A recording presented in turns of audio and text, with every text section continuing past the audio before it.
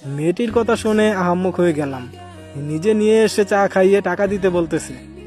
মেয়েটি আবার বলল, এত অবাক হওয়ার কিছু নেই। ভাবছেন আমি নিয়ে এসে টাকা কেন দিতে বলছি? ভেবেও লাভ নেই, কারণ একটা ছেলের সামনে একটা মেয়ে বিল দিবে, এটা কিন্তু ছেলেটার জন্য অপমানের বিষয়। বেশি কিছু না ভেবে চাচাকে একটা 100 টাকার নোট বাড়িয়ে দিলাম। সে হাসছে।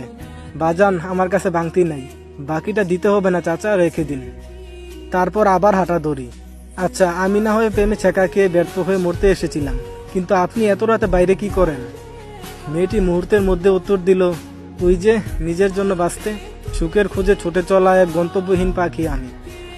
আমি অবাক হয়ে বললাম, মানে ঠিক বুঝলাম না। মেয়েটি বলল, ছোটবেলায় মাকে হারাই, তারপর বাবা আমার দেখাশোনা করার জন্য আরেকটা বিয়ে করে, কিন্তু সৎ মায়ের চোখে আমি সৎই রয়ে গেলাম। বাবার অগোচরে আমার উপর অনেক অত্যাচার করত।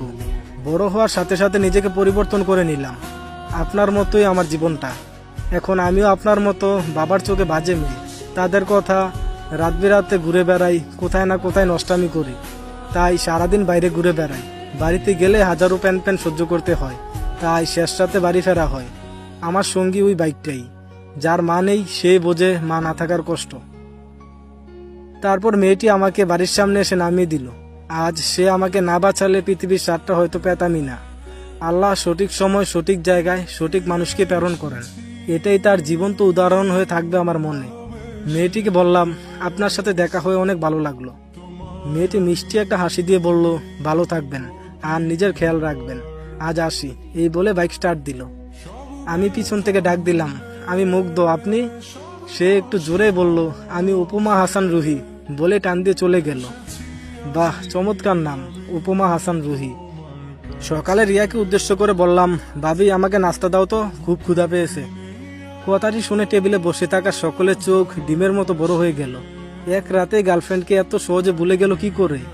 এক রাতে এতটা পরিবর্তন, বড্ড বাবাচ্ছে বিষয়টা। আর রিয়া তো আহাম্মকের মতো হা করে আমার দিকে তাকিয়ে আছে। কি ব্যাপার ভাবি, এভাবে তাকিয়ে আছো কেন? আর তোমরা সকলে আমার দিকে এভাবে দেখছো কি? আগে কখনো দেখোনি আমাকে? মা আমার মাথায় হাত বুলে দিয়ে বলল, তুই ঠিক আছিস তো মুগ্ধ? শরীর খারাপ করেনি তো? মায়ের কথা শুনে মনের ভেতর জ্বলতে থাকা বাতিটা কেন যেন নিভে গেল।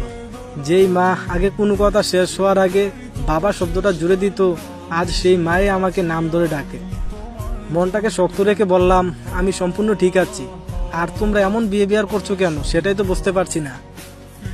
কেউ কিছু বলার আগে ভাইয়া রাগী কণ্ঠে বলে উঠল, দেখো নেশা টেশা করেছি কিনা। ছোটবেলা থেকে মদ খেয়ে আমি খুব ঘৃণা করি। এই শব্দটা শুনলে মাথায় রাগ ওঠে। ভাইয়া হয়তো ভেবেছে